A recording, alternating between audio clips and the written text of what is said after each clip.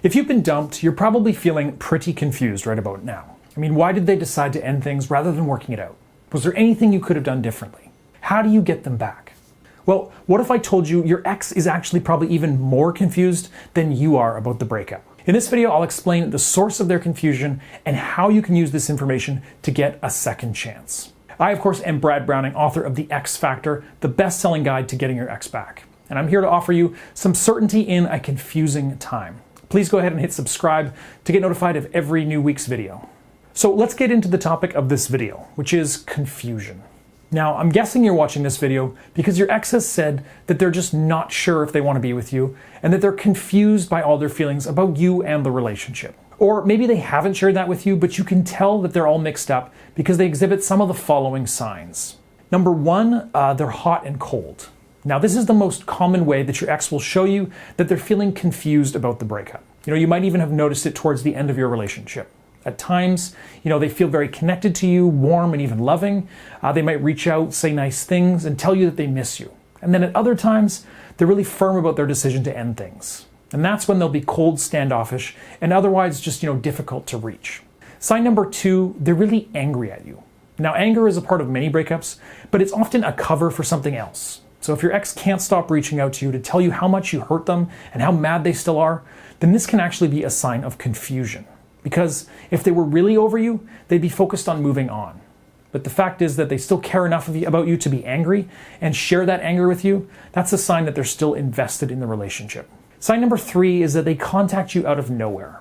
So if they disappear and then show up out of nowhere, this is a sign that they're feeling confused about their feelings. Obviously there's situations when your ex texting you is understandable, like, they're trying to get their favorite hoodie back or they need to talk about breaking your apartment lease. But anything outside of truly essential communication is often a sign that they're confused about their feelings and they think talking to you might clarify things for them. Sign number four is they trash talk you. So if your ex is talking about you to others, this is a really good sign that they're not over you. So think of it like this. If someone you don't know yells at you in traffic for no reason, then chances are you're not thinking about it the next day. But if you almost hit them and they lash out, then it may just stick with you a little longer. You're more likely to be defensive about it and try to convince yourself that you did nothing wrong and that they're the one who's overreacting.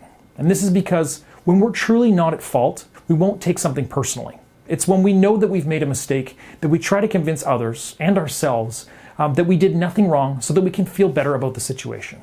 In this case, your ex may be trash talking you to others in order to make themselves feel better and justify their decision, because in reality, they're pretty confused and unsure if they made the right move. Now, knowing your ex is confused probably doesn't make you feel any better. After all, you know that you two are perfect for one another, and it's disheartening that they don't feel the same way. But it can actually be a very good sign for your chances of winning them back. Now, I'll explain that in a minute, but first, let's talk about why exactly your ex is confused. Well, for starters, breaking up with someone is always a difficult choice. It's a simple solution to a complex problem. You're obviously very important to them. You were a huge part of their life. They loved you and they probably still love you. And yet they're deciding to completely terminate the relationship because it's just not working. Now, there's a big part of their heart and mind that is protesting this loss. They're fighting an internal battle. One part of them says breaking up is the only option. And another part says, this is the person I love and I can't live without them. And this battle is ongoing. So I'm sure that when everything is going well for them, when they're out having fun and they're surrounded by people they care about, they probably feel optimistic about the future. But then again, at other times when it's late at night and they're all alone and feeling low, they feel like they made a giant mistake by ending the relationship. And this is what explains that hot and cold behavior. And beyond that, indecision is a huge part of any decision-making process, even after you've made the choice. We're all prone to second-guessing even the smallest things. I don't know about you, but I can experience extreme indecision when it comes to just, ordering the right meal at a restaurant. So it's really no surprise that ending a significant romantic relationship is extremely nerve-wracking. So we've covered why your partner says that they are confused. And that's because breakups are confusing and you can't always just turn your emotions off and simply move on. But how is that going to affect you going forward? How can you convince a person who's confused that they made a mistake and that you really are the one for them? Well, first off, this is actually one of the better scenarios that you can be in post-breakup. I'm sure I don't have to tell you that it's preferable that your ex is confused rather than completely sure that they made the right decision. Now, your role here is to be the one person who is sure of what they want.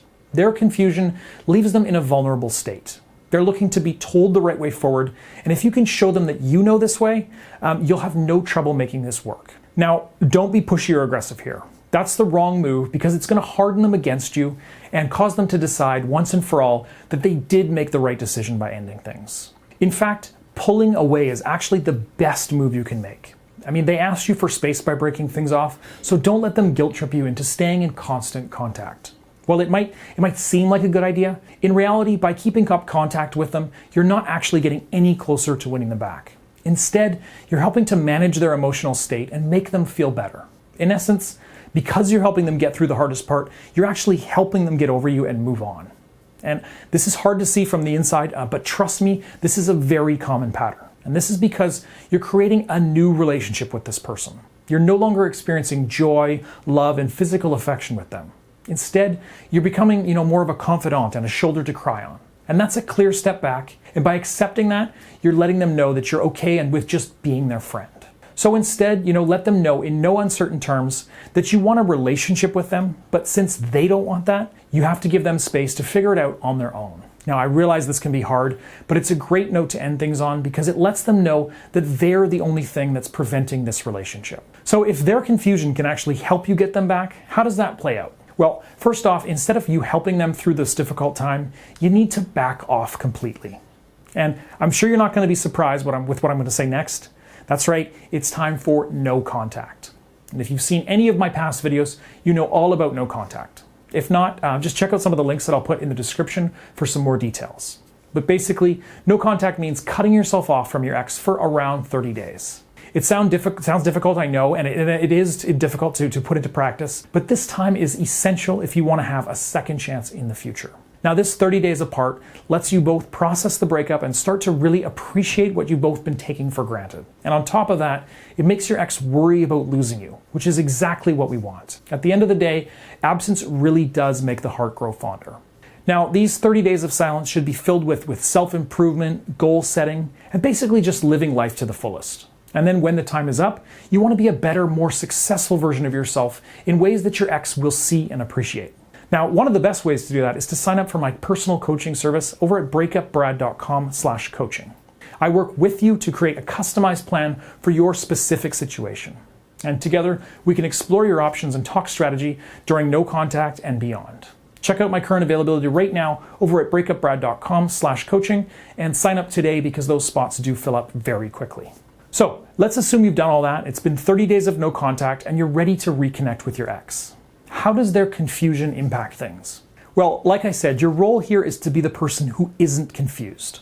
If you're both, wishy-washy about what you want and afraid to make the first move, nothing is ever going to progress, and eventually they'll meet someone else and actually start to move on. So instead, you want to reappear after 30 days and reintroduce yourself into their life. Now, start slow with just a couple of, innocuous texts. And then from there, you can rebuild rapport, make them laugh, and show them that you're still interested. Don't get heavy with any kind of relationship talk just at this point yet. First, just start by testing the waters. And if all goes well, then you should try to set up an in-person meeting in the first couple of weeks after no contact. And when you do see them in person, things are eventually going to turn back to the topic of the relationship. And at this point, you need to project confidence. Let them know in no uncertain terms that you want them back and that you can make them happy if they just let you in. Don't hesitate, but don't be pushy. And at this point, they're probably going to have questions and you should have answers for them ready. How will things be different this time around? Do you understand what drove you two apart in the first place? Focus on listening to their side of things and take your time when responding to thorny issues so you don't get dragged into a fight. In my experience, if they're willing to meet up with you, then you already have a very good chance of winning their heart again. People who are really, truly over you probably won't want to meet up in person. Okay, I think we'll leave it there. That just about does it for this video. I hope I've shed some light on how confusion affects you and your ex after a breakup. The truth is, this confusion is pretty normal when it comes to situations like this. And if you know what you're doing, you can actually use this confusion to your advantage by projecting a sense of confidence. If, of course, you want to win your ex's heart back. Thank you so much for watching all the way to the end, you guys. If this video has been helpful, please go ahead and click subscribe and like. It really helps me out. Thanks a lot for watching. See you again in the next video.